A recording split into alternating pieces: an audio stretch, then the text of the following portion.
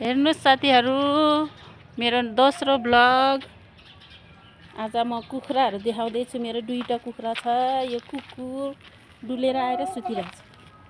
यो भाले कहाँ गयो काली? पर काली चरिरहेछ। अब यो दुईटालाई भित्र लाने बेला भयो। भित्र लगेर दाना दिनु पर्छ। पछि देखाउँछ है हजुरहरुलाई। हेलो, अब चाहिँ म किचनमा आए। दाल बनाउन लागिरहेको छु। हजुरहरुलाई अहिले देखाउँला कुखुरालाई। रातो दाल बनाउन लागिरहेको छु। रातो दाल चाहिँ म यसरी कुकरमा भन्दा यस्तो भाँडामा पकाएको टेस्ट हुन्छ। कुकरमा पकाएको पकाउनु त एकैछिनमा पाक्छ, तर यस्तो भाँडाको जस्तो मिठो हुन्न। खुर्सानी राख्ने, प्याज र लसुन राखिदिने, एकछिन यसलाई रातो हुन दिने।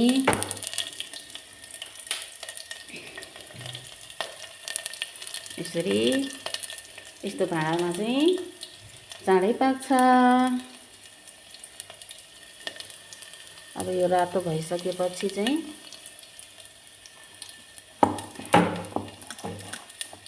दाल राखिदिनु पर्छ। अब यतिको भएपछि दाल राख्नु पर्छ।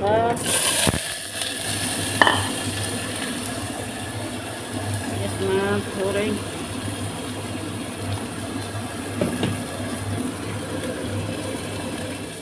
गरम पानी एड गर्ने। यसरी पकाएको दाल चाहिँ मिठो हुन्छ।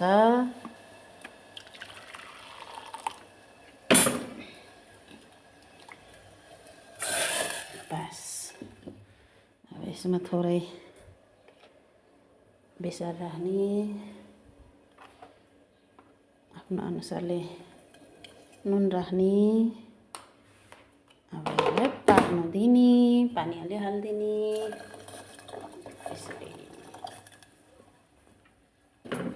ल, मैले कुखुरालाई यहाँ रातिको बासी भात थियो, बासी भात पनि तयार गरिसकेँ। अब कुखुरालाई भित्र ल्याउँदा हेर्नुस् साथीहरु, मेरो कुखुरा फेरि आइसक्यो। यहाँ भित्र मैले दाना राखिसकेको छु। दाना खानलाई यिनीहरू भोक लागिरह। ल ल ल ल ल ल भित्र जाऊ काली। ल जाऊ जाऊ जाऊ। दाना यिनीहरूले भात चाहिँ खुब मनपर्छ। पहिला दाना दिन्थेँ सानो हुँदा, अहिले चाहिँ भातै दिन्छु। खुब मनपर्छ। हेर्नुस्, काम नपाएपछि यसरी भ्लग बनाउनु पर्छ। घरमा काम नभएपछि। ल, भित्र मैले दाल पनि बनाइरहेको छु। एकछिनपछि फेरि भेटौँला। हेर्नुस् साथीहरु, अघिको दाल मेरो यत्तिकै यत्तिकै पाकिसके। अब यति भएपछि भयो। कुकरमा नबनाउनुको कारण चाहिँ यही हो कि टाइम लाग्छ अलिकति, तर टेस्ट हुन्छ कुकरको भन्दा। अब यसलाई यसरी राखिदिने, यसलाई छोपिदिने।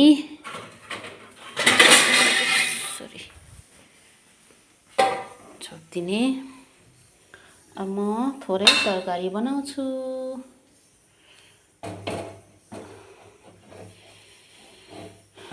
यो भन्दा अगाडि नै मैले एउटा भ्लग बनाएको थिएँ खिर खाने दिनमा, साउन 15 मा। हेर्नु त कसैले हेर्नु भएन, त्यही पनि यसो बस्दाखेरि बनाइदिएको। हजुरहरुले हेरिदिनु होला। लाइक कमेन्ट गरिदिनु होला। मेरो नयाँ बनाउनु नआई बनाएको छु भ्लग। यसमा मैले तेल राखिसकेको छु। तोरीको तेल राखेको छु। अब हेर्दै गर्नु होला। म तेल तातेपछि के राख्छु।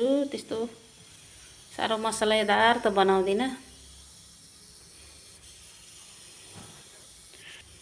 बनाउन नआई बनाएको छु है साथीहरू। लाइक कमेन्ट सब्सक्राइब गरिदिनु ल। अब यो तेल तात्न ला। तेल तातेपछि थोरै म मेथी राखिदिन्छु। यतितिर मेथी बच्चाहरूले मन पर्दैन, तितो हुन्छ भन्छ। यो तेल तातिसके यसमा म थोरै जिरा नि राखिदिन्छु।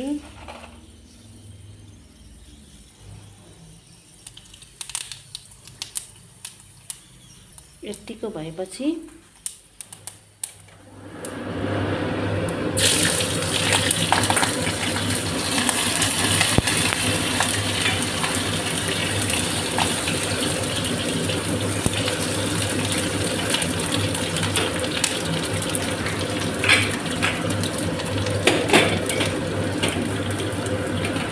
ग्यासमाथि त्यो डाडु यतिकै राख्नु मन लाग्दैन। डाडुको खोरहरू झर्छ, पहेँलहरू लाग्छ। त्यही भएर अब यसमा के हाल्यो बन्दा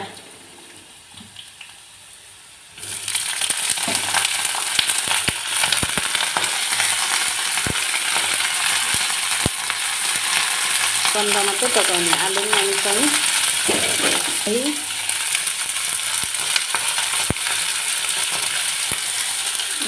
थोरै यो रातो खुर्सानी पनि राखिदिउँ।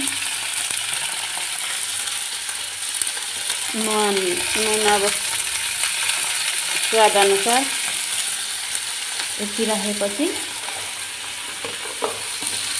भयो।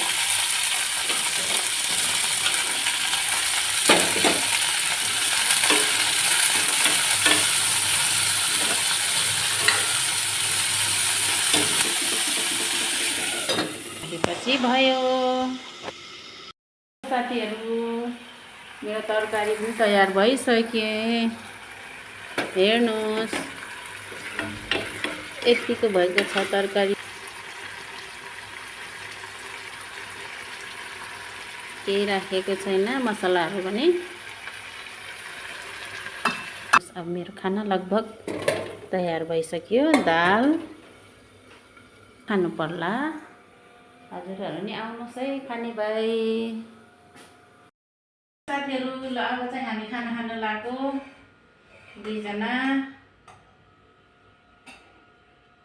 छोरो र म, हामी दुईजना आमा छोरा खाना खान लाग्यो। कुखुरा पनि देखाउला। राख्नु पर्यो अघिको तरकारी। हेर्नुहोस् यमी यमी भएको छ।